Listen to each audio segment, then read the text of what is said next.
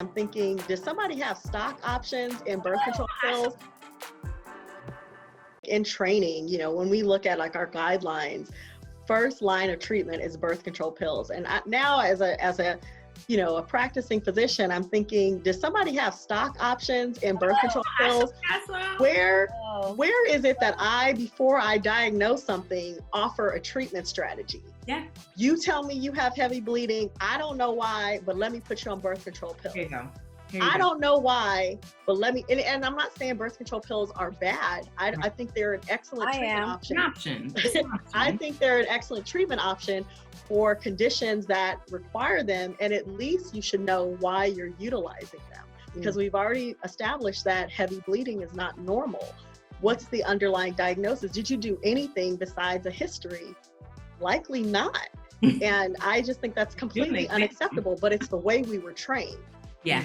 That's a scary thing, especially, again, when we go to estrogen dominance and the linkages to these issues, we know that birth control pills, not just pills, we have to say hormonal birth controls, these all, they fuel your estrogen levels, synthetic progestin and estrogen.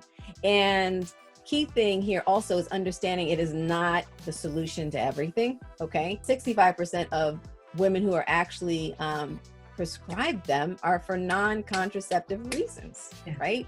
And that, when we look at, okay, what is it connected to? When there are women who've developed blood clots because of them, lost their lives, of course, developed other issues. Key thing is understanding what role it plays and why is it essential for you. Some people, it's like, it's the only form of contraception they're going to use. Okay, understand the risk factors and understand what you are specific, it's why you're choosing it. The key point, Coach Jessie, is masking the symptoms.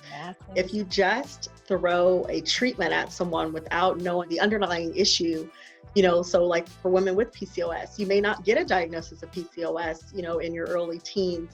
And then, then you're in your 20s, late 20s, 30s, wondering why you're not getting pregnant. Well, had you at least had the workup, then we would be ahead of the game.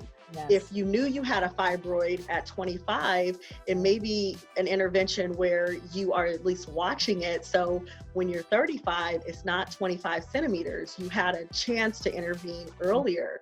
And I just, I'm not against birth control pills at all, but I am against just not really looking to what's going on thoroughly, because it's cheaper to throw something at the symptom than to really at least diagnose the underlying cause. And I think we're doing our patients, especially Black women, a disservice by doing that. Yeah.